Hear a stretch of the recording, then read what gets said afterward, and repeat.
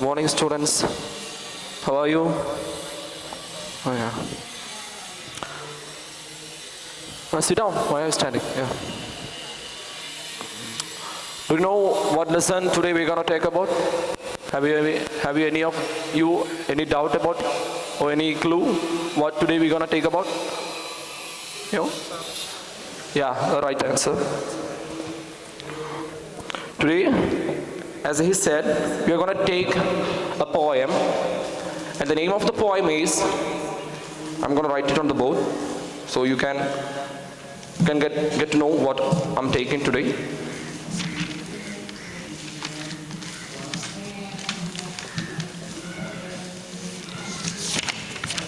Soul's Prayer. What? Just read it. Read it. Soul's Prayer. What? Soul's Prayer. Yeah. Write down on your note every single point, every single minute details what is coming through my mouth. You wanna write it on your note, okay? Yes. Make sure that you will write everything. And do you know this poem, the Soul's Prayer? Do you know that who have written this poem, this famous poem? Any of you? Do you know? No? This poem is written by the famous poetess Sarojini Naidu. Write it down. This famous poet Sarojini Naidu, and she's also known as the Nightingale of India. What? The Nightingale. It's a bird. It's a kind of bird. So she's known as the Nightingale of India. Also write it down. And this poem, we already told you that this poem is written by Sarojini Naidu, and let us talk about Sarojini Naidu a little bit, okay?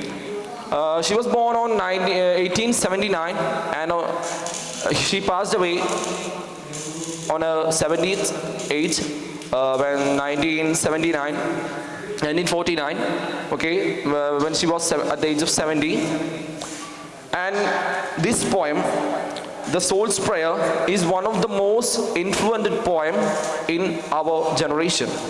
Because in this poem, the stanzas of this poem has been divided into two parts. How many parts? Two parts. Two parts. Partially, the first part is all about her request. At first, this poem is just an imaginary conversation between the God and herself. Okay? Imaginary conversation, not a real conversation. Imaginary conversation. You're not writing it down. Why? Write it. Write every point, like I said earlier. Okay? Every single point. Never miss anything. Because after the class, you will get some doubt, and if you look through your note, if you go through your note, you can clarify every doubt, okay? That's why I'm telling you to write every single minute details that I'm talking about, okay? Now, where were we? Yeah. This poem is all about imaginary conversation between God and herself. And through this conversation, she is asking the God to experience her the pain, sorrow, life, death, happiness, sadness, and every kind of feelings. She's asking, and how the feel of the extreme happiness and the extreme sadness, both extreme happiness and an extreme sadness. She want to experience it so badly. That's why she is asking through these stanzas. For the first three stanzas, it's all about her request to God. And after the three stanzas, the last stanzas are answers of the God. And finally, the God is going to answer her questions and her request through the lines. And after the three stanzas, it's all about the answers of the God. Okay? After the 1, 2, 3, you can see it. The 1, 2, 3. These three stanzas are her request, and the remaining 4 stanzas are answers from the God. Yeah.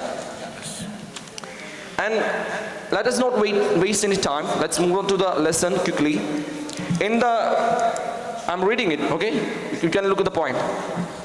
In childhood sprite, I said to thee, O thou who madest me of thy breath, speak, master, and reveal to me thine inmost laws of life and death. And in the first stanza, in childhood sprite, she means that in her innocent mind of a child, she is asking the God in a state of a child, a mindset of a child. You know, a child is the one who does have the most innocent mind in our world, because they don't know which is good, which is bad, which is right, which is wrong. That's why they are called the innocent minds. They have the most innocent minds in the world. That's why the poet used the childhood sprite here. I said to thee, thee means God. You're not writing it. Don't make me repeat it again and again. You have to write it, whether I'm telling. I said to thee, thee means here, it refers to God, O thou who madest me of my breath. It means she's telling in a humble way that the God made her through his breath, and she's asking the master to reveal the mystery in between life and death. The first stanza is clear, isn't it? Yes. Okay, clear? Yeah. Let's move on to the second stanza. Give me to drink each joy and pain, which thine eternal hand can meet. For my instance, soul can drain earth's utmost bitter and utmost sweet. In these stanzas, she asked to God to give her not only pain, also she wants an opportunity to experience the sadness too. Not only pain and not only sorrow, the sadness and also the extreme happiness. She wants to experience everything. That's why she's asking, spare me no bliss, no pang of strife.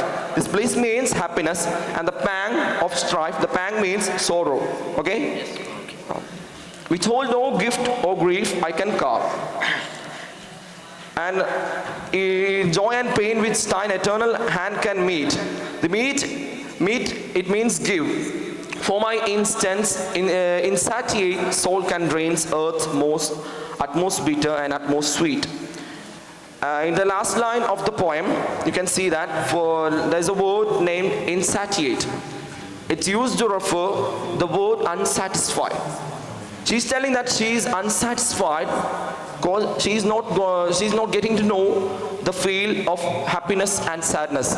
So she's asking to give that experience to her. And she wanna gain the utmost bitter and utmost sweet. It means she want to taste the sweet moments and both the bitter moments. She want to taste both bitter and the sweet moments throughout her life. And the third stanza, spare me no bliss, no pang of strife, like I said earlier. Withhold no gift or grief I carve, the incarnate law of love and life, and mystic knowledge of grave. She want to know the mysteries beyond the grave. You know, we all study what comes beyond the grave. So she want to know what mysteries and what knowledge is there beyond the grave.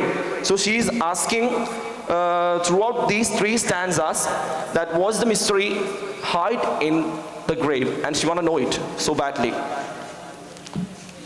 So time is over for you today. So I'm gonna take the next part, the answers of the God, in the next chapter, inshallah. So let us wind up here. And do you have any doubts about this poem or this topic? Today I take. Yeah, you can ask. What is the meaning of childhood prayer? Childhood prayer. What? What is the meaning of childhood prayer? Yeah, that's the first word. Isn't it childhood sprite? Yeah. That the childhood sprite mean you have to listen carefully too. Because tomorrow I'm going to ask you a question once again. And today I'm also asking you a question, and tomorrow I will ask it once again. So you have to answer. So better listen me carefully.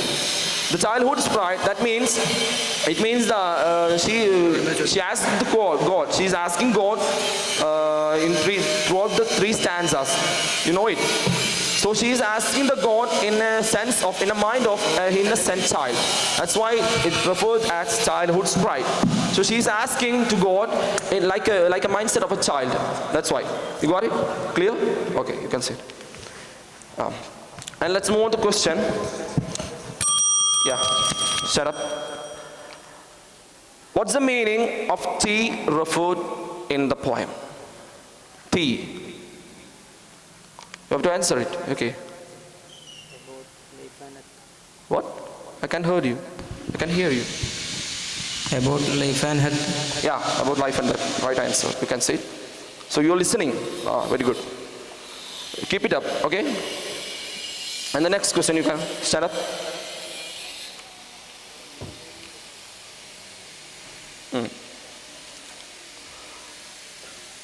You have to answer me that the poem is all about the answers and the question of the poet and the God. So what is the meaning of this poem? What have we got from the three stanzas we have taken? No? Where are you listening? Are you listening or not? You're not getting in. So you are not listening. You are in state of somewhere else when I'm taking the class. What are we doing? What have you done? Yeah, tomorrow you have to write that question and the answer 20 times or 10 times. Which one do you prefer? 10 times. Okay, 10 times. If you're not writing it tomorrow, I'm gonna double it day after tomorrow. Okay? You have to write it 10 times. Not forget it. What's the question? The meaning of this poem in the first 3 stanzas. Okay? So let me wind up this question. The time has over. So inshallah we can meet again tomorrow. Thank you.